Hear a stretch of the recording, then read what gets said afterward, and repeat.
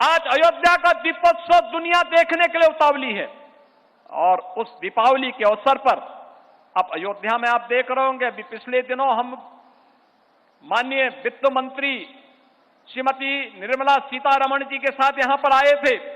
तब आपने देखा होगा इसी अयोध्या धाम में उस समय दक्षिण भारत के 3 पूज्य संतों की प्रतिमा, जिनका पूरा जीवन 13वीं सदी से लेकर 18वीं सदी के बीच राम भक्ति के लिए समर्पित था, ऐसे त्यागराज, पुरंदरदास और महास्वामी अरुणाचल कवि, इनकी प्रतिमा की स्थापना का कार्य बृहस्पति कुंड के पास हुआ है।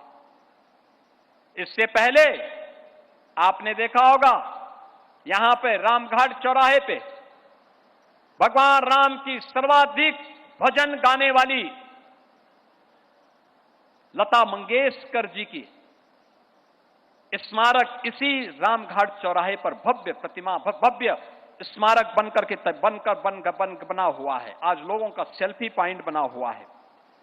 श्री राम जन्मभूमि के 4 द्वार पूज्य संतों के नाम पर, जगतगुरु शंकराचार्य द्वार, जगतगुरु रामानुजाचार्य द्वार, जगतगुरु रामानंदाचार्य द्वार और जगतगुरु निम्बारकाचार्य द्वार, ये 4 द्वार भी बन चुके हैं। आज इस अयोध्या में निषाद राज की स्मृति भी आ गई है।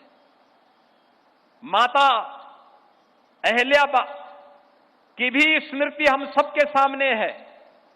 आज अयोध्या में माता सबरी की भी स्मृति हम सबके साथ जुड़ रही है। आज हम सबको स्मरण दिला रहा है जटायु, रामायण काल का पहला बलिदानी। राम सेतु के निर्माण के लिए गिलहरी का योगदान था। गिलहरी की भी प्रतिमा आज राम जन्मभूमि परिसर में हम सबको देखने को मिल रही है। अयोध्या का अंतर्राष्ट्रीय हवाई अड्डा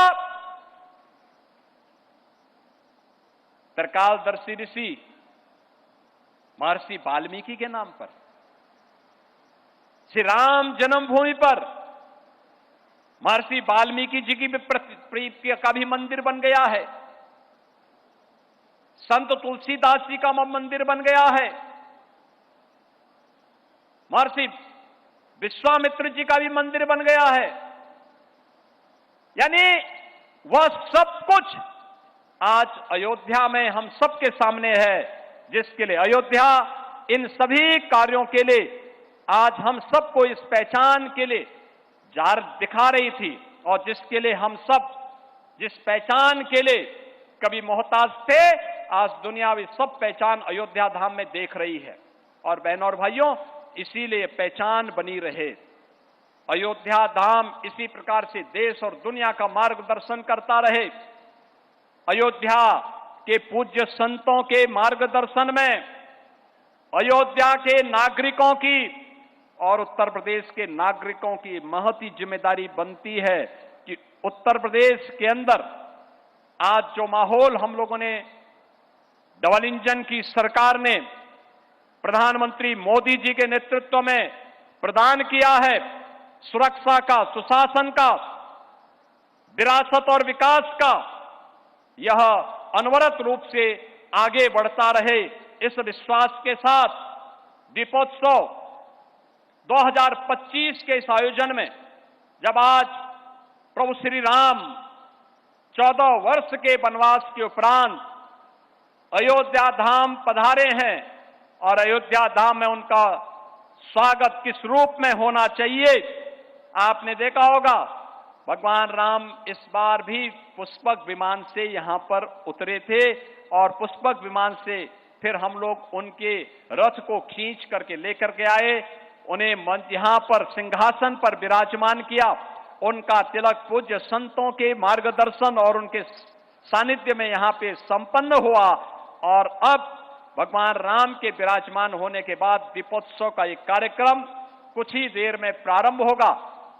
हम लोग पहले राम जन्मभूमि में दीप प्रज्वलित करेंगे और राम जन्मभूमि के बाद सरयू मैया की आरती के उपरांत दीपोत्सव का भव्य आयोजन होगा।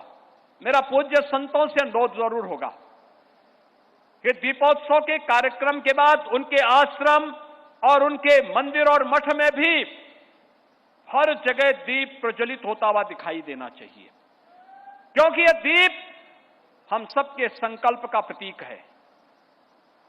एक नव्य और दिव्य अयोध्या का प्रतीक है।